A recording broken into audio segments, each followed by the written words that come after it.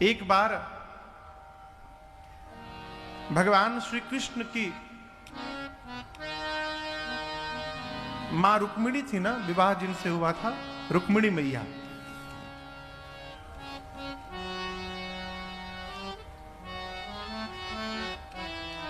मां रुक्मिणी ने एक बार भगवान श्री कृष्ण से कहा कि मैं ही आपको सबसे अधिक प्रेम करती हूं ना।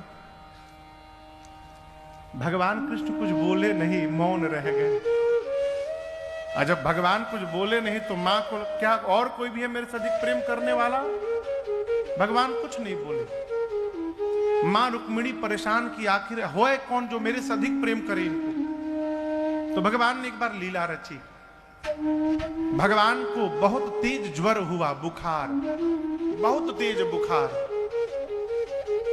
सारे वैद्य लोग आए, कोई भी दवा करे, कोई बुखार में असर ही ना हो, शरीर पूरा तपे। नारद जी महाराज आए, एक वैद्य को लेकर। वैद्य जी ने कहा कि भगवान का बुखार तभी उतरेगा जब भगवान का कोई प्रेमी अपना पांव धोकर और उस जल को लाकर इनको पिलाएगा, तो उस जल को पीने से इनका बुखार उतर जाएगा। रुक्मिणी मां के पास लोग, नारद जी गए। रुक्मिणी मैया बोली, क्या बोल रहे हैं? मैं अपने पांव का जल प्रभु को पिलाऊंगी? कितना बड़ा पाप लगेगा मुझे, मैं ये पाप नहीं कर सकती। कितनी रानियां थी प्रभु की?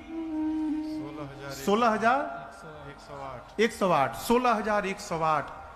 बारी बारी नारद जी सबके पास गए, सबने मना कर दिया कि हम ये पाप नहीं लेंगे, हम ये पाप नहीं ले सकते। नारद जी पहुंचे मां राधा के पास और जाकर पूरी बात बताए कि द्वारिका में कन्हैया ज्वर से तप रहे हैं। वैद्य ने कहा है कि कोई प्रेमी यदि अपने पांव को धोकर उस जल को पिला दे तो उनका ज्वर समाप्त हो जाएगा। राधा मैया ने कहा, बस इतनी बात, आपने विलंब क्यों किया आने में? मैं तुरंत पांव धो के देती हूं, जल लेकर जाइए। नारद जी ने कहा, क्या बोल रही हैं आप? आपको पाप लगेगा। आपके चरणों के जल को कन्हैया पान करेंगे तो आपको पाप लगेगा। मां ने कहा, पाप ही लगेगा ना, वो मुझे लगेगा।